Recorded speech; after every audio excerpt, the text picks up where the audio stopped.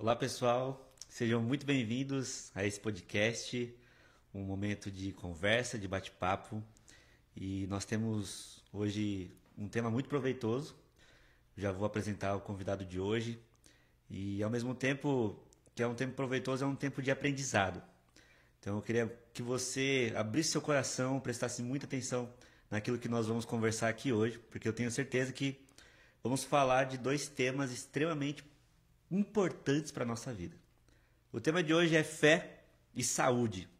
Por isso, para conversar sobre isso, eu tenho a honra de receber esse pastor, um amigo de ministério e também de caminhada. E não só pastor, mas psicanalista, vai trazer para a gente todo o seu conhecimento, a sua visão sobre esse tema tão importante. Por isso eu quero dar as honras, queria que o pastor se apresentasse, para o pessoal te conhecer, falasse um pouquinho da sua formação, sua área de atuação, e a gente vai dar andamento aqui na nossa conversa. Legal.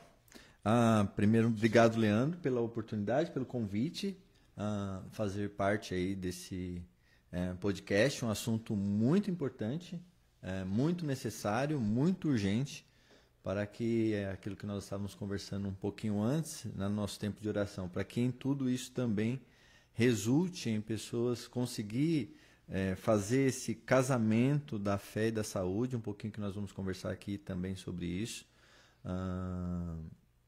e desta forma viver uma vida de acordo com aquilo que Cristo deseja para cada um, né? Meu nome é Alex Rodrigues Palopoli, eu tenho 45 anos, sou casado há 17 anos, tenho 2 filhas, 2 netos, sou pastor, sou psicanalista, também sou escritor, escrevi o livro Semeando Esperança e agora, se assim Deus permitir, estou lançando uma versão ampliada, onde nessa versão ampliada, e é bem pontual esse podcast de hoje, que na versão primária do Semeando Esperança, eu trouxe, que é voltado para ajudar pessoas em depressão e como pessoas podem ajudar outras com depressão.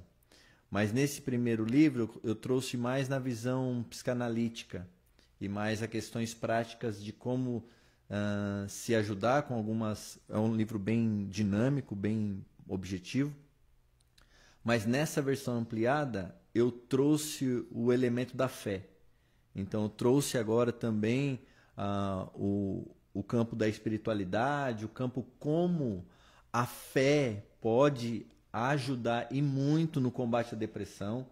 Então essa versão ampliada, se tudo correr bem, sai em dezembro de 2025, desse ano. Então ele está bem bacana, tem alguns ajustes, aí o pastor Luiz vai dar uma olhada em todo esse material também para escrever uma nota. Eu gostaria muito que ele tivesse a nota dele. Então tem muito a ver com o que nós iremos falar um pouco hoje aí nesse podcast aí. Que legal, é uma honra tê-lo aqui. E você disse muito bem, tem muito a ver com o que a gente vai conversar. Para a gente começar e ir direto ao ponto, eu queria falar justamente sobre a fé. Você trouxe aqui um pouquinho sobre fé e perguntando de uma maneira mais geral, o que é fé para você? É algo estritamente religioso? É uma força interior? É algum tipo de confiança na vida? O que você consegue trazer para a gente sobre fé? Bacana. É um elemento basilar daquilo que cremos, né? Se não houver fé, aí toda a cosmovisão está toda sucateada, e tudo fragmentada e está sustentada em nada, né? Então, o autor de Hebreus ele define bem a questão do firme fundamento, das coisas que se esperam e a prova das coisas que não se veem. Mas como viver esse negócio? Eu falo para as pessoas, assim, olha, a fé ela está no campo não apenas da experiência, não da questão do sentimento, e sim realmente acreditar que Deus está aqui no meio de nós, o Espírito Santo está aqui conosco. Eu falo para as pessoas, eu falo assim, olha, eu não preciso falar para você que eu estou sentindo a presença do Espírito Santo aqui. Olha, não é algo físico, eu não vejo, porque eu simplesmente creio, essa é a minha vida. A minha fé está nessa crença de que Ele é comigo.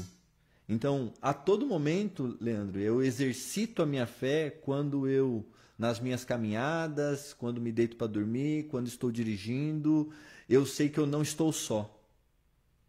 Eu exercito a minha fé nesse momento, quando eu fortaleço aquilo que eu acredito, que Ele está comigo em todos os momentos.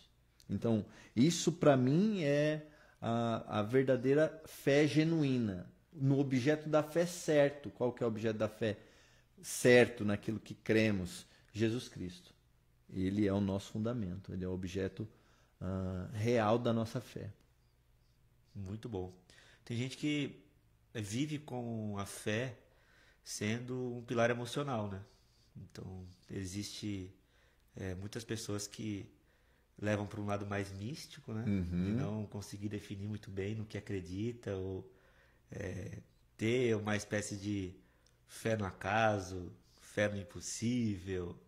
E definir esse impossível é muito subjetivo, mas pela sua fala, pastor, eu vejo que a fé, ela é justamente um pilar para a visão de vida da pessoa, né?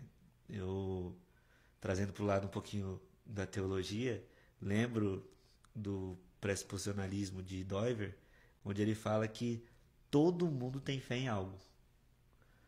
A gente chegou aqui, arrastei essa cadeira para esse lado da sala e eu não vi se a cadeira estava firme. Eu não vi se ela ia suportar o meu peso.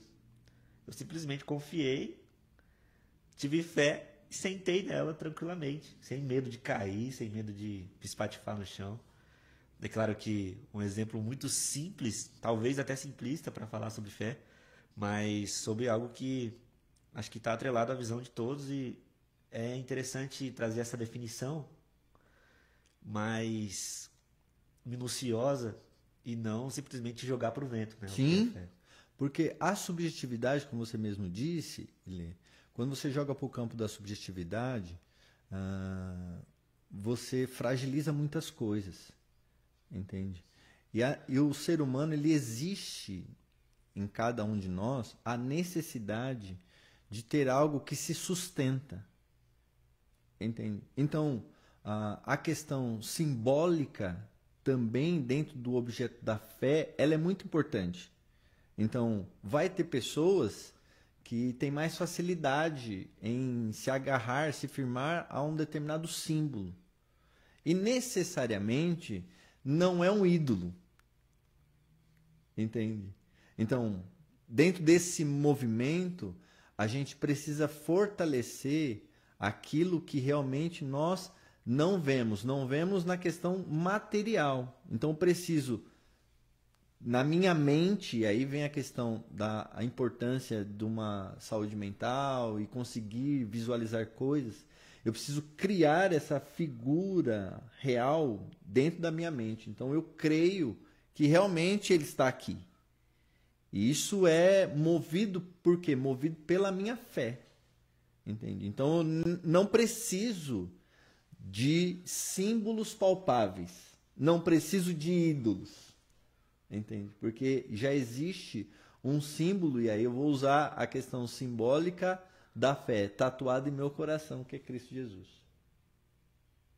Entende? Então, falar sobre fé, eu digo para você, Lê, que é um assunto que dá muitos desdobramentos. E nós não vamos conseguir chegar realmente numa definição, falar assim, não, é isso. O autor de Hebreus traz aqui, beleza, é isso aqui, tá.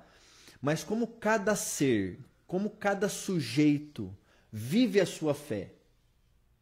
Aí é o ponto da questão da importância da individuação do sujeito.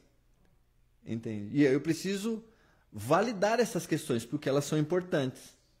Eu não posso desconsiderar uma forma de viver uma fé genuína em Cristo Jesus diferente da que eu penso. Faz sentido para você? Faz total sentido. Total sentido. E pastor, transitando nesses dois mundos, trazendo para o campo da psicanálise, da saúde mental, como que você percebe a relação entre a espiritualidade e a saúde mental? Como que você percebe que esses dois universos, digamos assim, estão relacionados na vivência das pessoas, na vida das pessoas? É importante lembrar, Lê, que não tem como a gente fazer a separação, sabe? A espiritualidade, ela está intrínseca no ser humano, no sujeito.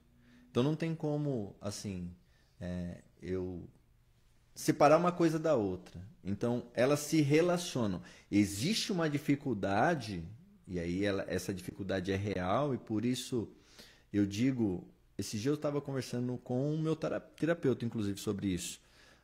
Na minha visão, todos os líderes religiosos deveriam se especializar, buscar as ferramentas da psicanálise, sabe? Buscar ferramentas da psicologia, entender com mais profundidade a mente do ser humano, para não cometer equívocos. Equívocos que, em séculos passados, por exemplo, foram muitos cometidos em pessoas com transtornos mentais, esquizofrênicos, psicóticos, e serem lançados na fogueira como possessões demoníacas, por exemplo. Porque não se tinha um conhecimento dessa realidade. Assim, não, isso aqui é esquizofrenia. Ou não, isso aqui é psicose. Não, isso aqui está tendo um surto psicótico. E não por tudo numa questão só de possessões demoníacas e tal, e pronto, acabou. Então, para chegar nesse ponto, precisa ter o entendimento. Precisa conseguir fazer a separação do que é espiritual do que é transtorno. Então, para fazer essa separação, aí precisa de algo também, Leandro, que eu percebo que de alguma forma falta, é paciência na caminhada. Entende? Hoje, se eu postei esses dias um comentário, hoje se existe muito a aceleração de diagnosticar. Entende? Então, dentro das questões da psique, muitas variáveis estão aí.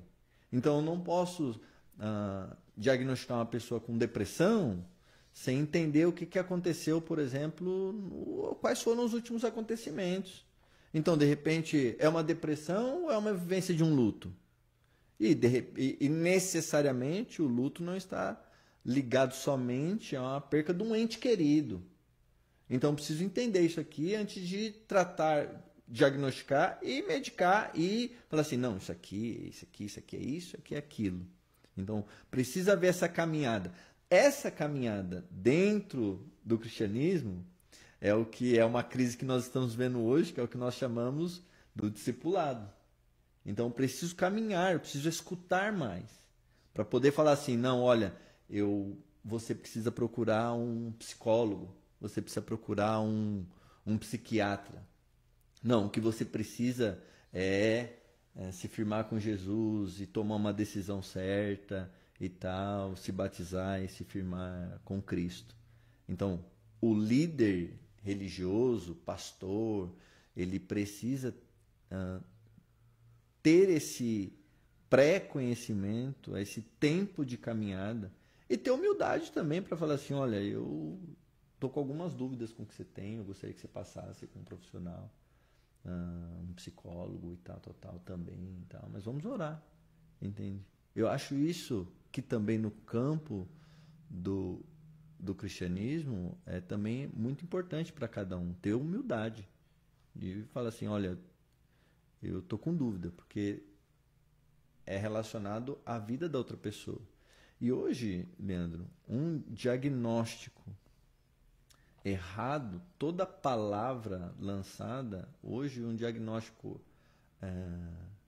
errado ou antecipado, ele prejudica muito, inclusive, o tratamento da pessoa.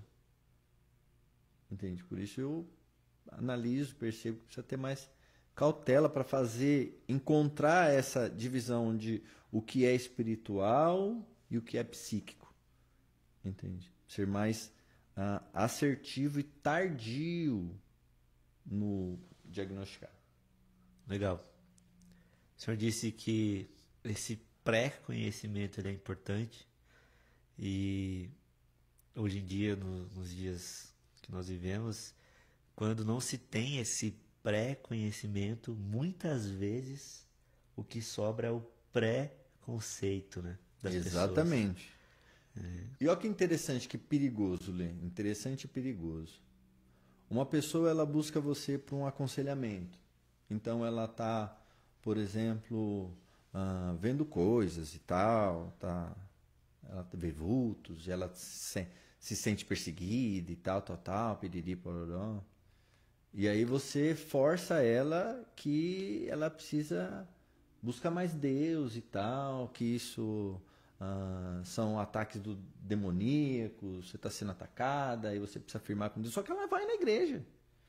Só que ela é frequente na igreja. Ela faz suas devocionais, ela ora e ela faz aconselhamento com você, mas ela volta, continua vendo coisa e continua e não sei o quê. Aí ela fala, dá para você em casa orar, e você vai, e você ora, e você fala, não, é um negócio aqui, Deus vai... Daqui a pouco, Lê, essa pessoa, ela começa a entrar numa crise de fé. Então, ela tinha um problema, agora ela tem dois. Entende? Então, quando você faz a leitura e tal, fala, querida, olha só, preciso falar um negócio muito sério com você. Ó, você já foi no psiquiatra e tal? Você já foi? Não, nunca fui, pastor. Então, dá uma passadinha no psiquiatra, conversa um pouquinho com ele. Só para ver o que. Não, pastor, mas o que você acha? Não, vai lá conversar com ele. Não precisa assustar também a pessoa. Vai lá conversar com ele um pouquinho. E tal. Ela vai. Ela fala, pastor, estou sofrendo com algumas questões psicóticas. Amém, minha irmã. Então, não tem nada a ver com espiritualidade. Não tem nada a ver com a sua fé. Mas se isso aqui não for estabelecido, ela entra em crise. Ela vai resistir a buscar por uma ajuda medicamentosa, que quando se trata de saúde, a gente precisa olhar para esse lugar que cremos no milagre, cremos que Deus opera milagres maravilha, cura a hora que Ele quer. Sim, não estamos aqui para rechaçar esse negócio. Isso acontece, isso é real. Eu creio nisso. No entanto, formou médicos, criou hospitais, criou remédio. Então vá fazer a sua parte no processo. Entende? Não jogue tudo para o campo da fé, do misticismo, entende? De esperar as coisas acontecerem que provavelmente não vão acontecer. Entende? Mas se você já descarta isso aqui, a fé dela não vai ser abalada e nem vai entrar numa crise de existência por conta de uma má forma de falar o que ela tem. Entende? Então, pronto, agora ela sabe. Pô, eu sou esquizofrênico. Não, eu lido com isso aqui, tomo meu remédio, mas a minha fé, a minha espiritualidade está bem certa. Está bem certo. O senhor acha que essa falta de busca da informação das pessoas, às vezes de um próprio diagnóstico, de um acompanhamento profissional nesse sentido, não só pastoral, mas clínico, como o senhor disse, ainda gera nas pessoas que são mais presas, digamos assim, à religiosidade, não religião, mas religiosidade em si, presa àquele pensamento de que pode ser fruto de um pecado, fruto de uma punição de Deus. Você acha que isso ainda é comum existir entre as pessoas? Ótima pergunta, Leandrino. Infelizmente, ainda é. Ainda tudo relacionado às questões da mente, na grande maioria delas, as pessoas atrelam ao pecado e que vai resolver a busca por Deus. Entende? Então, esquece que muitas coisas podem ter ocorrido, como, por exemplo, traumas. Então, eu não posso desconsiderar, por exemplo, uma pessoa que foi, de alguma forma, abusada quando criança, e aí eu vou usar a questão do abuso aqui, quando não necessariamente quando ela é tocada, que aí a gente poderia falar um pouco mais, mas aí vai estender muito. Mas quando eu apresento, por exemplo, algum contato visual para uma criança de conteúdo pornográfico, eu estou, de certa forma, abusando. Concorda? Sim. Ok. Sim. Então, a partir desse abuso, eu posso desencadear nessa criança um desejo futuro obsessivo por pornografia. E eu não posso simplesmente pegar tudo isso e pôr na conta do pecado. E aqui, veja, não estou dizendo que não é pecado, tá bom? Sim. Não é isso que eu estou dizendo. Eu estou dizendo que existe algo por trás dessa pornografia. Existe uma origem que esse próprio sujeito não sabe de onde vem e que ele só vai conseguir chegar nessa raiz se ele buscar um profissional. Sim. E aí ele vai se desgastar no campo da fé e ele vai ter momentos que ele vai conseguir ficar sem, tal, papapá, mas ele vai ter sempre recaídas. Por quê? Porque a origem vai continuar latente ali. Então, para a psicanálise, esses objetos reprimidos, recalcados, se eles não forem, se não trazer isso para a superfície, tornar consciência, ressignificar e tratar, ele vai sempre deslocar para algum lugar. Entende? Então, a pessoa vai lutar, ela pode sim, com as armas da fé, viver uma vida inteira lutando contra isso. Dependendo de algumas coisas, ela vai ter que ser assim mesmo também. Mas quando ela identifica a razão e se liberta por completo do problema, a probabilidade é isso ir enfraquecendo com o tempo e acabar. Então a gente entende que a fé e a saúde, nesse sentido clínico, psicanalítico, enfim, estão extremamente conectados. Caminham juntos. Caminham juntos. Legal. Ainda existe muita resistência, né, do lado das pessoas, com esse lado ainda de tratamento, de se conhecer ainda mais. E exatamente sobre isso que eu queria falar um pouquinho com o senhor agora. Ali, estando no púlpito ou no seu consultório, qual é a linha, e talvez isso é uma pergunta um pouquinho mais específica, mas qual é a linha que separa o conselho espiritual da escuta terapêutica? Existe um momento em que o lado pastoral fala mais alto do que o lado de psicanalista? Qual é o momento em que ambos se encontram ou ambos se separam? Ou essa separação ela não é tão rígida assim? Depende muito de pessoa para pessoa. E, claro, se o senhor pudesse falar um pouquinho de você mesmo nesse sentido também. Legal. Dentro, Leandro, da questão pastoral, dentro do aconselhamento pastoral, é uma ferramenta muito valiosa. E eu, particularmente, né, eu tenho mais... Hoje, eu já estou atendendo na clínica já vai para 2 anos, né? Então, nesses 2 anos, eu adquiri algumas experiências, muitas dificuldades, muito aprendizado. E tenho aprendido cada vez mais. Cada caso a gente aprende um pouco. Isso é interessante. Mas, na realidade maior que eu quero trazer é que dentro do aconselhamento pastoral, a psicanálise ajuda muito. Muito. Por quê? Porque eu consigo, com o suporte da palavra de Deus, da Bíblia, definir qual que é o problema. Se não for espiritual, eu consigo, por causa da psicanálise, fazer a indicação. Falou assim, olha, e ali, de alguma forma, se eu identifico, eu já resolvo o problema da fé. Falei assim, olha, seu problema não é espiritual. Eu já deixo ele tranquilo. Falei assim, olha, então, vamos lá. A sua fé tá bacana. Não tem nada a ver com Deus, não tem nada a ver. O seu problema é outro.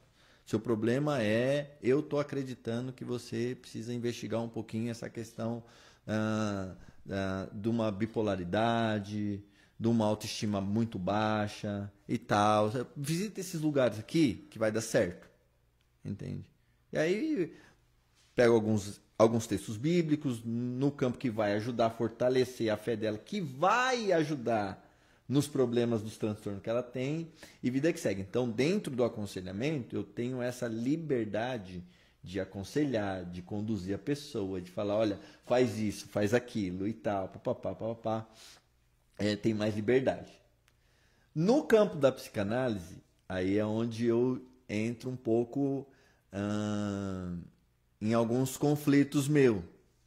E é onde tenho mais dificuldade. Por quê? Porque a psicanálise ela é um ambiente de escuta. Então, eu não dito o caminho, eu não aconselho, eu não dou orientação. Eu simplesmente, através de uma escuta flutuante, eu observo cada fala, retorno para ela alguns pontos importantes para que ela se escute. E ainda quando eu acho assim, cara, ela está pertinho do problema e tal, é só ela... Mas eu não tenho esse direito. Porque eu não posso ferir o princípio da psicanálise. Então, quando algumas pessoas me procuram porque eu sou pastor, e aí elas trazem na fala e no contexto da fala alguma coisa relacionada à fé delas, aí eu aproveito dessa oportunidade, não para aconselhar ela, mas para provocar a fé dela, para que através da fé dela, ela encontre o caminho. Então, dentro da psicanálise, eu proponho aqui, por meio da fala dela, para que ela mesma se encontre dentro do seu processo de análise. Entende? E aí também ajudo ela a fortalecer a fé. Quando, volto a dizer, quando ela traz o elemento da fé. Então, se ela não traz, eu não apresento, eu não provoco em nada. Mas se ela traz, eu aproveito. Falo assim, então, é interessante essa história que você me trouxe, né? Então, olha que bacana, você me trouxe a história de José. Por que você me trouxe a história de José? O que você tem a ver com José? Não, porque isso tá. Mas me diga mais. Então, a partir desses paralelos que a própria pessoa está fazendo, eu tento fazer com que ela encontre a solução do seu problema. Por isso que a psicanálise, ela vai a vida inteira. Então, eu digo que o sujeito ele passa a vida inteira em análise com o psicanalista. Porque sempre vai haver, dentro dessa colcha de retalhos, um momento, uma situação que a fé vai chocar com o desejo, por exemplo. A fé, ela cria uma questão no nosso superego de muitas crenças, que proíbe muitas coisas, entende? Então, em muitos momentos, a fé ela é conflituosa por você. Você olha e fala assim, nossa, eu queria tanto fazer isso, aí você fala assim, não, mas eu tenho um sistema de vida, eu tenho uma crença que me limita a isso. E essa crença que me limita, em alguns casos, ela vai te gerar uma angústia. Entende? Então, bora ir para um psicanalista resolver seu problema. E se for um psicanalista pastor, é melhor. Muito legal. Nesse ponto, o que é uma fé, vamos chamar de espiritualidade, o que é uma espiritualidade saudável? Lidando com esse tratamento de si. Espiritualidade saudável. Eu acredito, Leandro, que uma espiritualidade saudável, no meu ver, primeiro ponto, a pessoa ela tem que estar ligada diretamente a uma igreja. Por que isso? para que ela consiga viver em comunidade, compartilhar da sua fé com outras pessoas da fé, e dessa forma um gerar vida no outro. Eu acredito que aqui a vida em comunidade é a manutenção de uma espiritualidade saudável. Entende? Quando, por exemplo, João 13 diz que nós devemos cuidar uns dos outros e amar uns aos outros, e é por meio disso que nós vamos ser considerados seus discípulos, eu vejo que não tem como ter uma espiritualidade sadia individualista. Se fechando nos seus estudos, nos seus campos devocionais, nas suas orações direto com Deus, mas sem transbordar na vida de alguém, sem ter esse contato com o outro. Na minha cabeça, eu não digo nem que isso é uma espiritualidade que não seja saudável. Eu digo que é uma espiritualidade muito rasa. Uma espiritualidade que não gera vida, não tem propósito. Entende? Então, isso aqui não vai dar, na minha visão, em lugar nenhum. É interessante pensar em tudo isso que o senhor disse e ver que as coisas elas se conectam de uma forma que são pernas importantes para permanecer de pé, para permanecer saudável, porque na ausência de um, todo o restante se fica de algum modo pendurado ali. Olha, a gente está fazendo a nossa função, só que tem uma coisa que está faltando para você. Então, no quesito de estar saudável, é justamente buscar esse equilíbrio de estar conectado a essas coisas que são essenciais, né? E alimentar elas, né? Não de uma maneira talvez irresponsável. Não, eu vou fazer aquilo que eu acho que está certo, não vou buscar uma orientação, não vou buscar uma ajuda. Muitas pessoas hoje têm um modelo desigrejado de ser uma pessoa espiritual. Eu me considero uma pessoa espiritual, mas eu não me conecto a nenhuma igreja, porque a igreja é um local de pessoas que acham que são perfeitas. A gente ouve muito isso por aí, né? É por isso que eu trouxe, logo no início da minha resposta sobre espiritualidade saudável, a necessidade de estar conectado a uma igreja. Entende? Não tem como a gente... A própria palavra, quando diz que não é bom que o homem ande só, já nos conecta a uma realidade relacional. Entende? Ainda que vamos conviver com gente cheia de problemas e tal, o convite para o autoconhecimento é olhar para você e chegar à seguinte conclusão: eu também tenho um problema pra caramba. E tem um monte de gente que convive comigo. E convive comigo com esses problemas aqui que eu tenho. Entende? Então, não se subjugar um cara, entre aspas, né? O perfeito. Nós somos seres imperfeitos. E ligando um pouco, Leandro, com a dificuldade hoje das pessoas procurarem médico, as pessoas de igreja procurarem médico, ajuda para os seus problemas relacionados à saúde, acreditando que Deus vai operar um milagre, vai curar, de alguma forma acaba sendo um ato irresponsável. E não é isso que a Bíblia nos indica e manda fazer. Qual a preocupação do apóstolo Paulo com Timóteo? Falou: olha, você é novo, a galera é mais avançada que você, mas só tem autoridade aqui, estou te dando autoridade, vai para cima deles, mas cuida de ti, viu? Porque você vai precisar. Você vai precisar estar em forma aí para acompanhar esse ritmo aí, você vai precisar tá belezinha.